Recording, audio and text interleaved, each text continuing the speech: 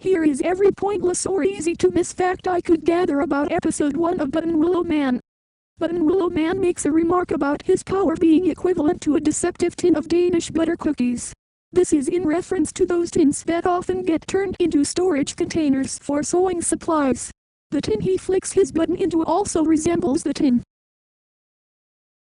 There is a giant statue of Judd Goodman Boba Goodman outside Hero HQ. This is an implication of him potentially having a high status in Hero Society, or perhaps that he runs the Hero HQ establishment. Goo Goo Baby's Funtime Man is seen outside, but inside later and at the end of the hero introductions, he is last, because he was outside and had to run all the way inside for introductions. The interior of Hero HQ is inspired by the Dwarfic aesthetic.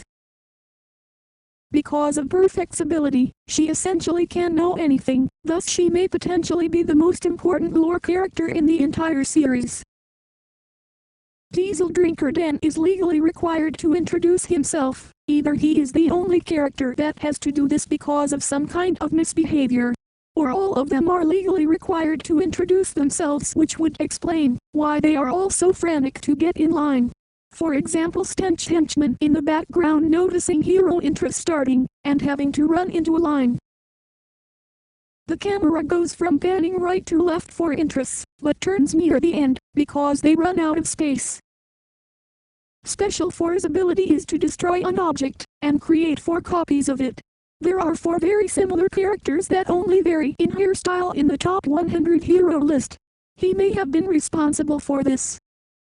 That one red thing is in the background. It is in some other hydraulic beanbag videos, as some kind of Easter egg I think.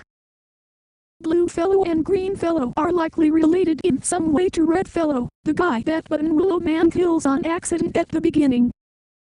The number 1 is actually only the number 14th hero.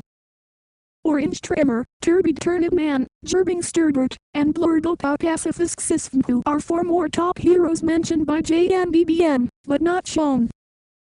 Buttonwillow Man does not finish signing his hero application, missing the last letter of his name and the date. Perhaps he finishes off-screen. This one is my personal theory. Maybe the parchment filtherer was actually just the paper delivery guy, and only made a bad impression with the way he introduced himself. My reason for thinking this is that other than Buttonwillow Man, nobody tried to stop him and all seemed very distressed when he was crumpled. The hero app slip states that he may be assigned to any role, and not just hero. This is foreshadowing for the fact he is assigned the hero helper social worker role in episode 2. I love Buttonwillow Man.